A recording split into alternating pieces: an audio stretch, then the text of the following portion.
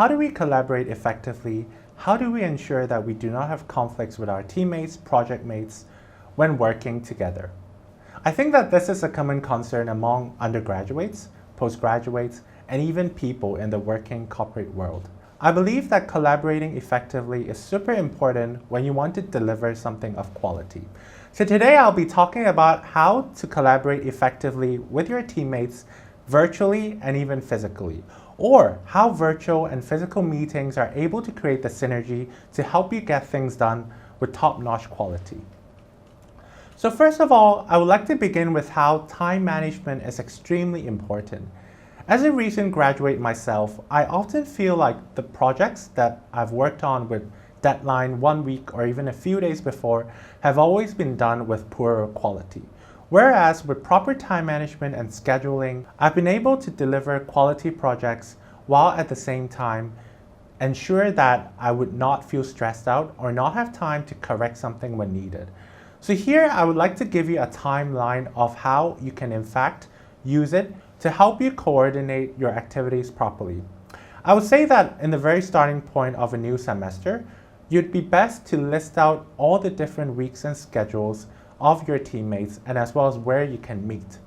And I would very much suggest you that the moment you know your project details, you would have to first start with an initial research before your first meeting.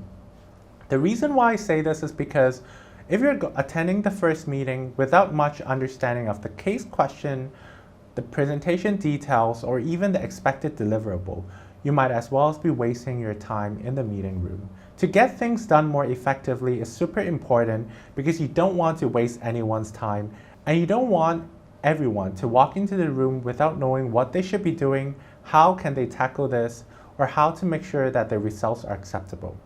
So in the first few meetings, I would say it's really about getting things marked out of the project, but always have research before and after. And after every presentation, you should also map out what needs to be done, the deadline, and also other important information.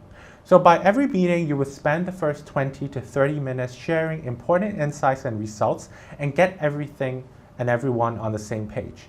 Because by doing so, we can ensure that we have information for each and every part. And last but not the least, your third, fourth, and fifth meeting, or even more depending on your progress, should be done 1 to 2 weeks earlier before the deliverable.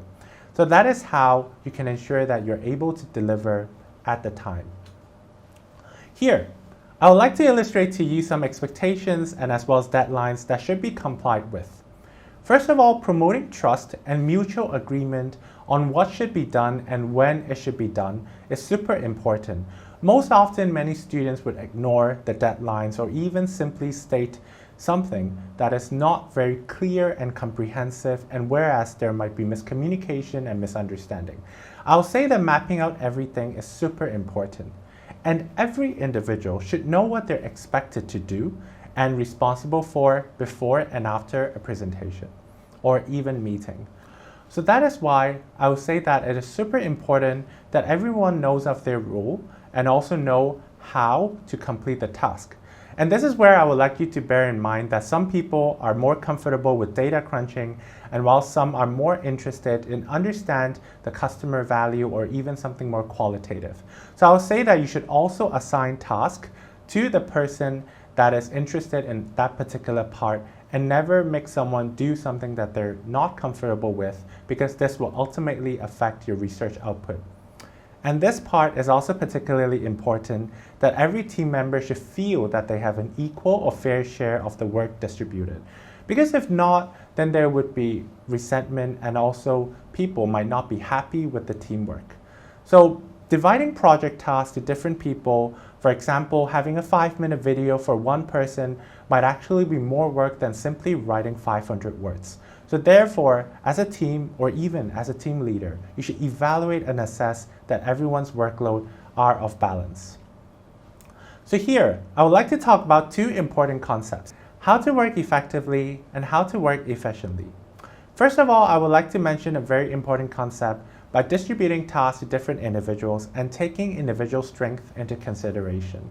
So what I mean by this is how you could allocate one with more expertise on a certain part to that person so that it can be done in a much more efficient way and at the same time delivered of quality. Also, to include the information or research items needed in your report. And later I'll illustrate to you how you can use a Google Doc or even some other tools to help you map out what needs to be done in the research.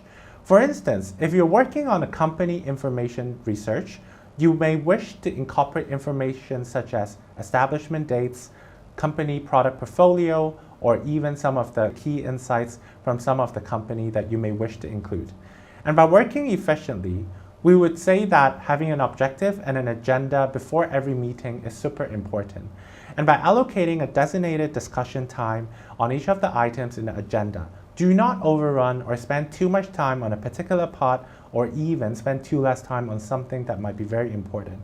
Last but not the least, do not dwell on an area that is not very significant.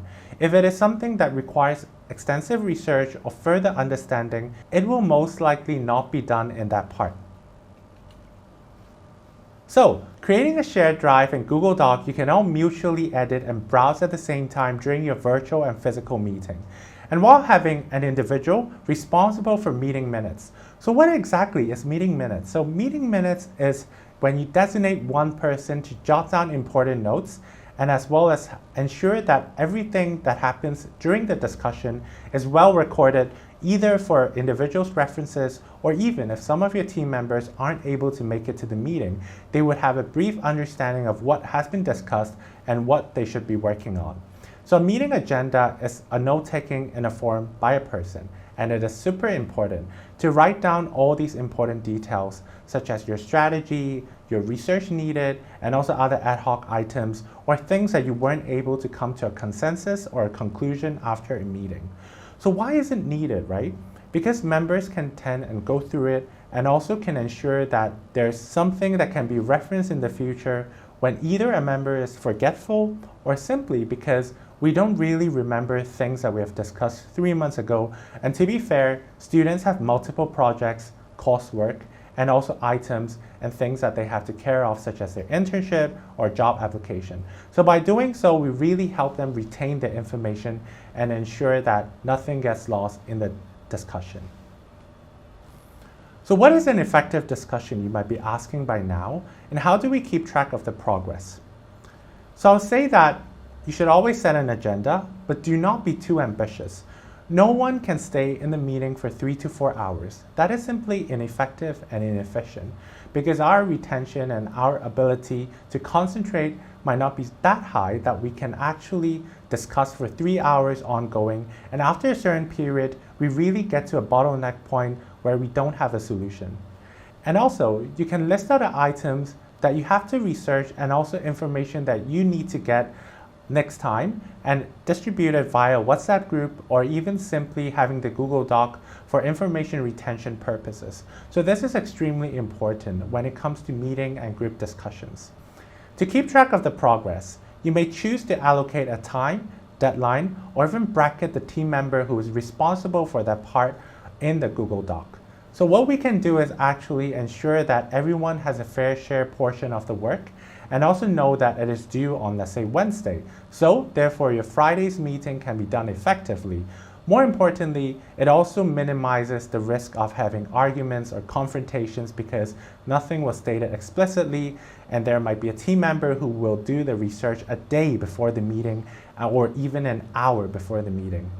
And setting reasonable internal deadlines that is agreed on by every individual is also super important because it is already acknowledged, and if it's during midterm seasons or even times where it gets very difficult to coordinate, we can ensure that everyone is on the same page at the same point and we'll have the work done. So now let's talk about virtual and also physical meetings. So virtual meetings are very easy to coordinate, and it's no doubt that with the pandemic, you would all offer Zoom meeting or Skype meetings. They're super effective, flexible, and save you a lot of time. But what's really missing here is the physical interaction and also the touch. Apparently, I've also heard of team members who have never met each other during the course, and I would say that it is much more effective to combine both virtual and physical meetings. On the other hand, physical meetings are very effective and you would have a focused discussion, whereas you would have chemistry improved by having lunch together or even small chats together during, after, or even before the meeting time.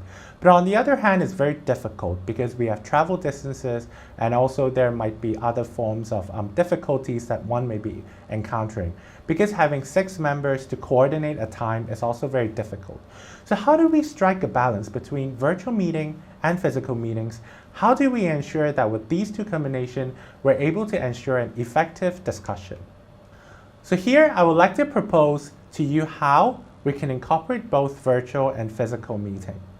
Virtual meetings conducted via Zoom or Skype can allow cross-editing together as well as PowerPoint.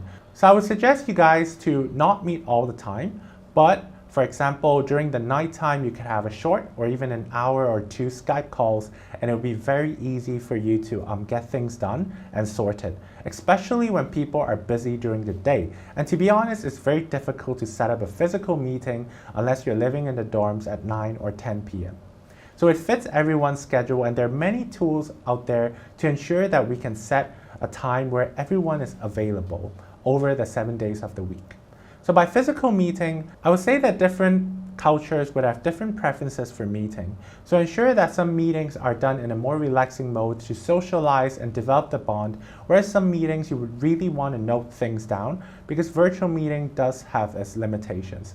It is simply not face-to-face, and there are chances that an individual might be multitasking and not really focus on the task.